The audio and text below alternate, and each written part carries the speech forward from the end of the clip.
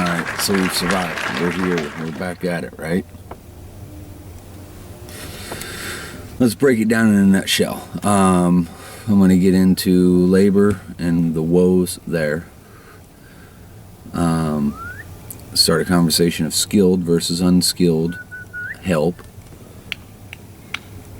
My boy's looking for the dog.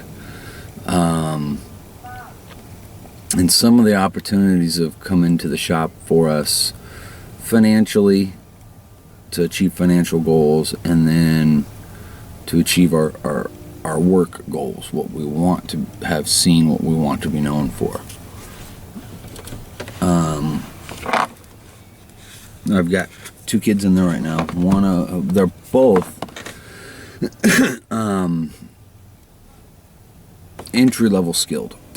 I can't send them in to paint anything. I can't have them weld in patch panels. They're getting where they can cut out 4 patch panels for me to get set up to do. But all I'm having them do is rough cut stuff, and then I put the patch panels up and double cut them and weld them in. And I've gotten to a point now I butt weld all my patch panels. I'm done trying to do lap welds unless it's like a fleet vehicle that we just got to get out.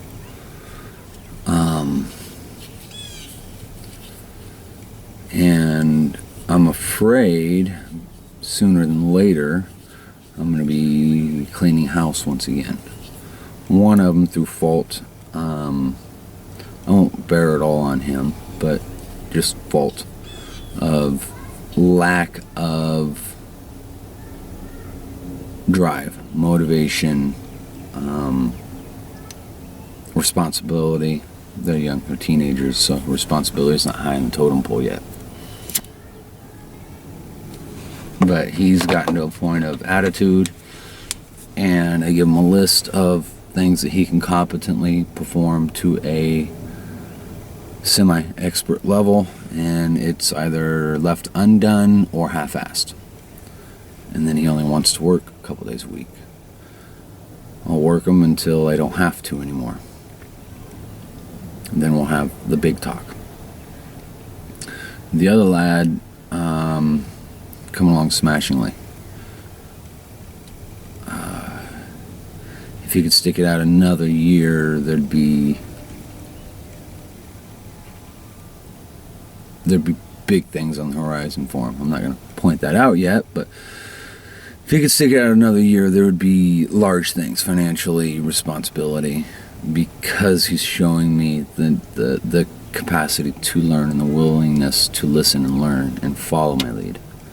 But he may be getting offered a good paying, stable position with a manufacturing facility.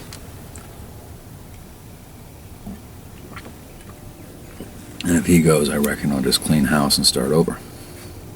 That being said, skilled versus unskilled, I've primarily brought greenhorns in and taught them how I wanted things done, and it works reasonably well. I think it's at the point now I've established enough, cash flow is reasonable enough. It's time for me to look for someone who is skilled, who is somewhat a veteran in what they are doing,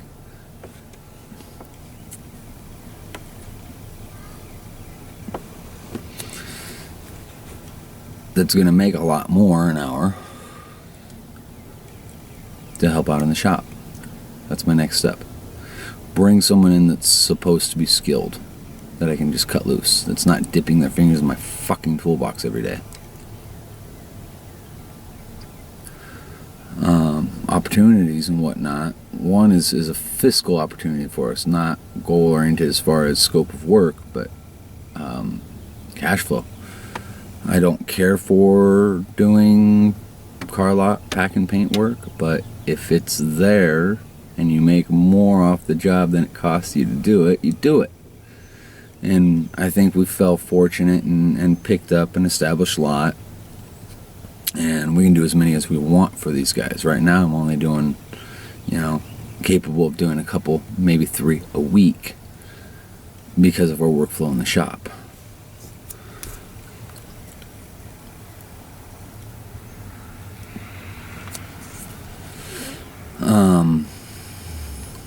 yeah, there's that. So we're going to continue on that path. I had an interesting conversation Friday with a gentleman, and they want to do just low-end classic cars, stuff from the 60s. Lowbrow, simpleton body repairs, in some cases just Scotch Brite it and satin clear coat the car, leave the patina. But these are for your family of four. They want something to cruise around on Sunday and don't have the means or desire to invest 40-50 grand in a fully restored, factory fresh classic automobile.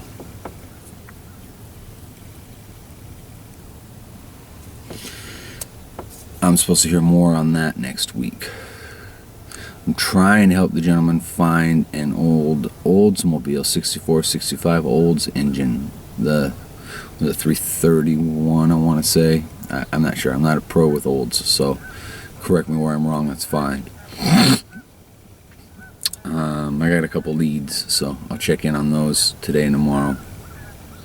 So we're pushing forward. We're helping another shop out that's in the process of moving, and that may flourish into a longer term relationship where we can boost his productivity and bottom line by bringing in cars, roughing them out, sending them back to him for his final touches and paint. That'd make him a hero to his customers, and we don't ever have to deal with them, just he.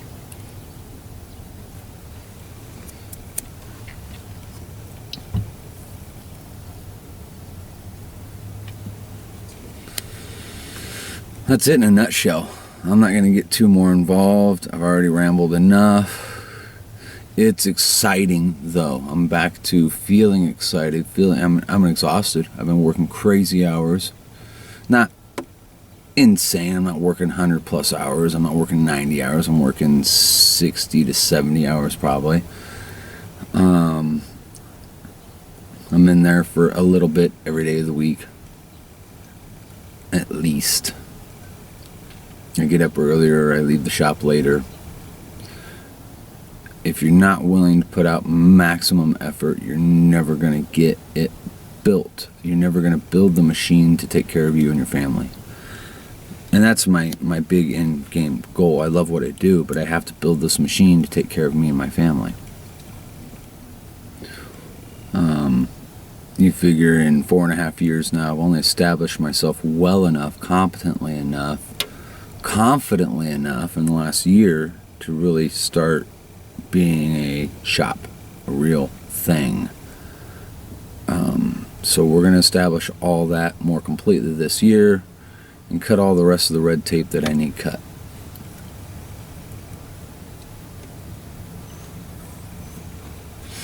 And that in and of itself is exciting.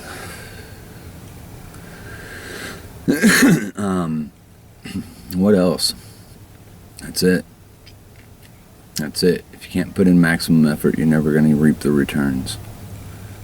You can eke along indefinitely, but you'll never be satisfied. If you are satisfied, good for you. Go work for somebody. That's satisfaction enough at that point. This isn't something you can put in moderate effort and expect to make it. This wasn't particularly my dream.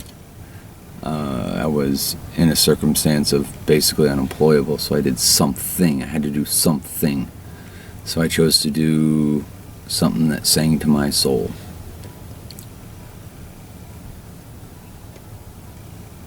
That's it.